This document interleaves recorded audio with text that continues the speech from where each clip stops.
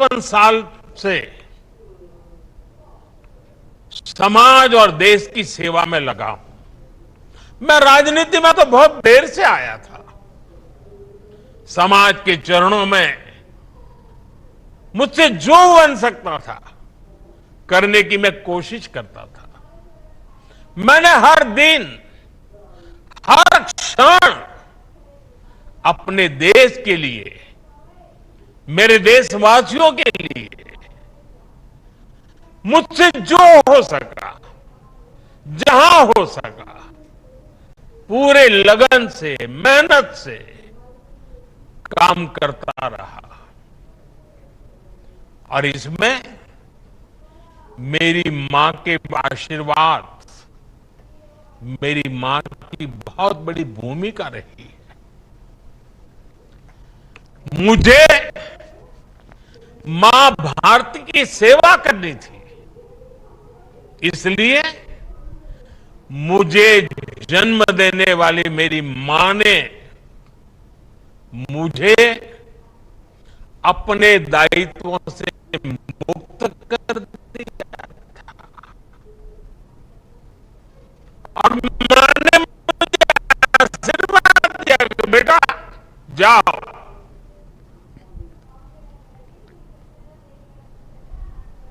देश की करोड़ों माताओं की सेवा करना, देश के गरीबों की सेवा करना, उस मां के ही आशीर्वाद से मैं चल पड़ा था। और इसलिए मुझे आज इस बात की पीड़ा है कि जिस मां ने मुझे देश सेवा का आशीर्वाद देकर देश सेवा के लिए रवाना किया, भेजा। हर मां चाहती है कि उसका बेटा उसकी सेवा करे। हर मां चाहती है कि बेटा बड़ा हो, मां के लिए कुछ न कुछ करता रहे। लेकिन मेरी मां ने खुद के लिए नहीं, आप जैसी करोड़ों माताओं की मैं सेवा कर सकूं, इसलिए खुद से अलग करके मुझे जाने की इजाजत दी। आप सब जानते हैं, अब मेरी मां का शरीर तो इस दुनिया में नहीं है। कुछ समय पहले 100 साल की उम्र पूरी करके वो हम सबको छोड़ के चली गई। मेरी उस मां को, जिसका राजनीति से कोई लेना देना नहीं, जिसका शरीर भी अब नहीं है, मेरी उस मां को आरजेडी कांग्रेस के मंच से भद्दी भद्दी गालियां दी गई। माताएं बहनें, मैं देख रहा हूं आपके चेहरे, आपको भी कितना दर्द हुआ होगा। मैं देख रहा हूं कुछ माताओं की आंख में आंसू मुझे नजर आ रहे हैं। ये बहुत ही दुख देने वाला है, कष्ट देने वाला है, पीड़ा देने वाला है। क्या गुनाह उस मां का, क्या गुनाह जैसे भद्दी गालियां सुना दी जाए। साथियों, हर मां अपने बच्चों को बहुत तपस्या करके पालती है।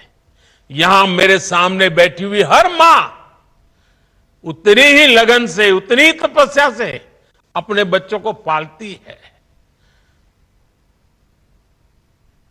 बच्चों से बड़ा मां के लिए कुछ नहीं होता है। मैंने भी बचपन से अपनी मां को ऐसे ही रूप में देखा था। उन्होंने बहुत गरीबी में बहुत सारी तकलीफें सहते हुए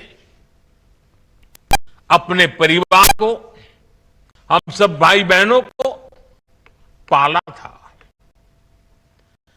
मुझे याद है बारिश का मौसम आने से पहले माँ इस कोशिश में जुट जाती थी कि छत न टपके, ताकि उसके बच्चे चैन से सो सके। माँ बीमार होती भी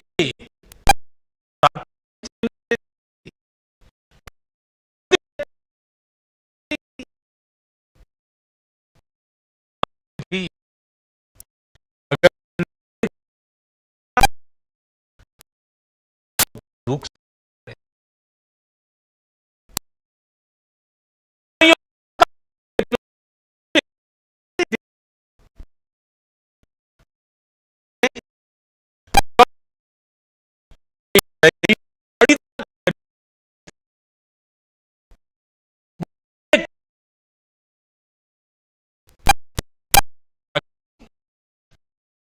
बच्चों के लिए एक जोड़ी पा सके।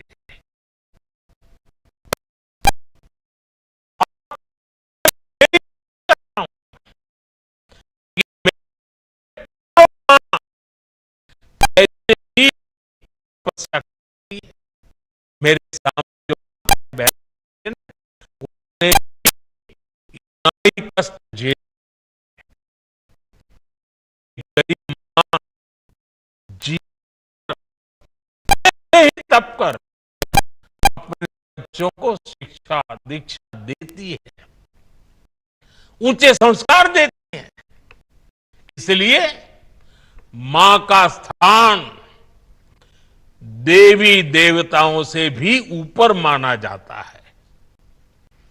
बिहार के ही संस्कार हैं और हर बिहारी के मुंह से तो वो बात यूं ही निकलती है, माई के अस्थान देवता पितर से भी ऊपर होला। काहे की आपन बाल बच्चा खातिर ऊ कौन देवी नियर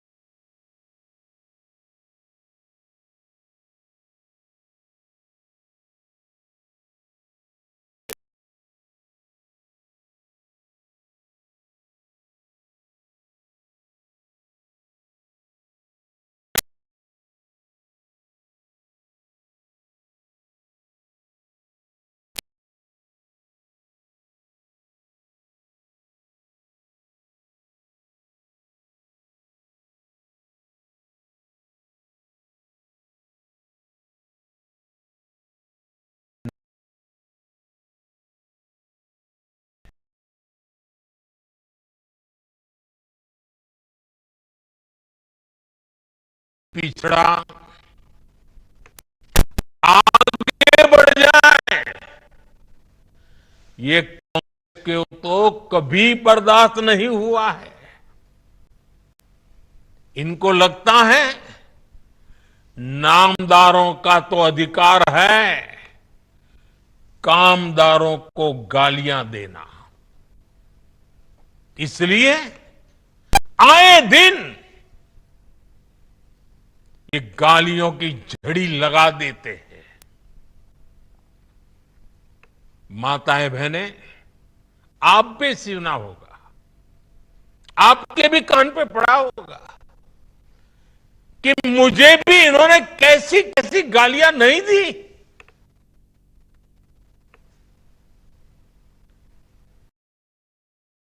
लंबी है और उनका कोई बड़ा नेता भी ये गालियां देने में बाकी नहीं रहा है।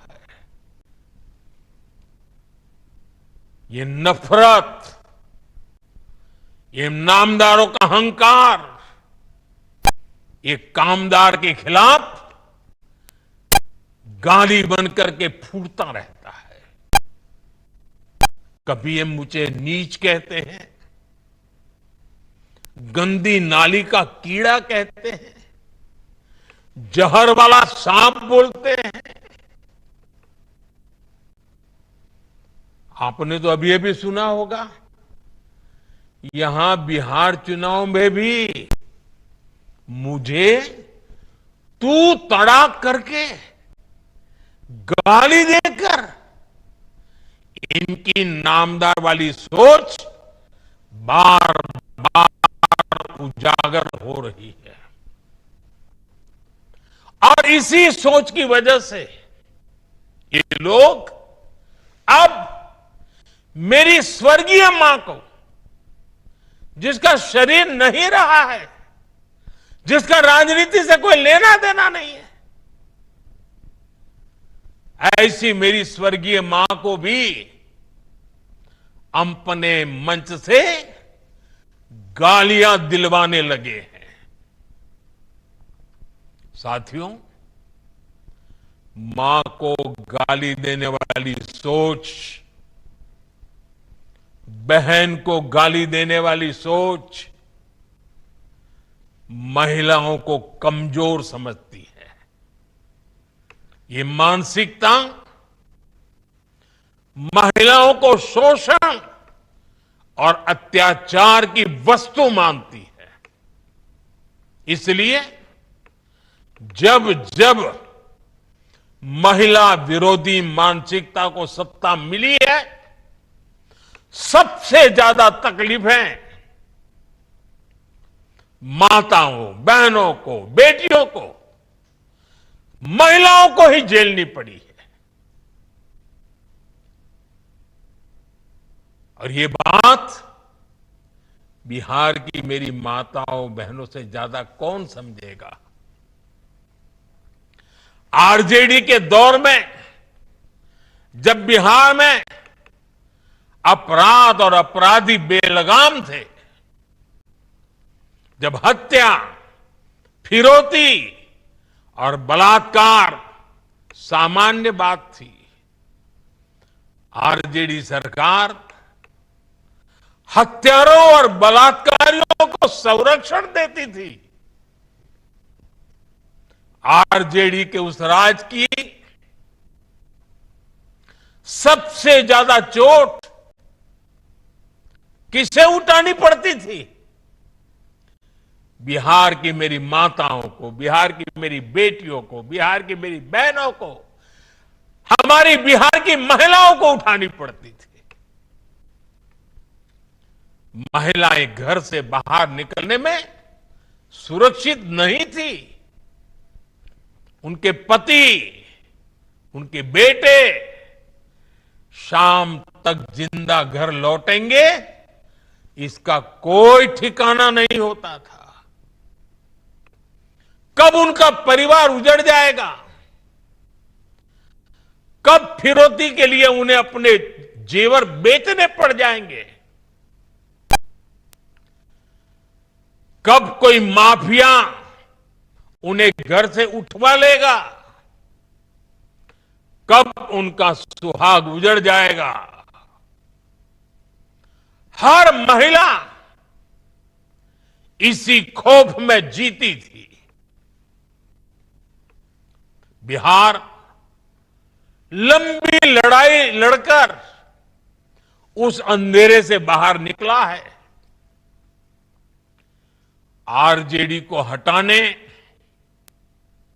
और बार बार हराने में बिहार की आप सभी महिलाओं की बहुत बड़ी भूमिका रही है। इसलिए आरजेडी हो या कांग्रेस, ये लोग आज सबसे ज्यादा आप सभी महिलाओं के प्रति भी बौखलाए हुए हैं। बिहार की हर महिला को इनकी मंशा समझनी चाहिए। ये लोग आपसे बदला लेना चाहते हैं। ये मौके की तलाश में हैं ताकि आपको सजा दे सके। साथियों, आरजेडी जैसे दल कभी महिलाओं को आगे नहीं बढ़ने देना चाहते और इसलिए ही ये महिला आरक्षण तक का पुरजोर विरोध करते रहे हैं। और जब एक महिला, एक गरीब घर की महिला आगे बढ़ जाती है, तब भी इनकी बौखलाहट दिखती है। इसलिए ही कांग्रेस गरीब घर की आदिवासी बेटी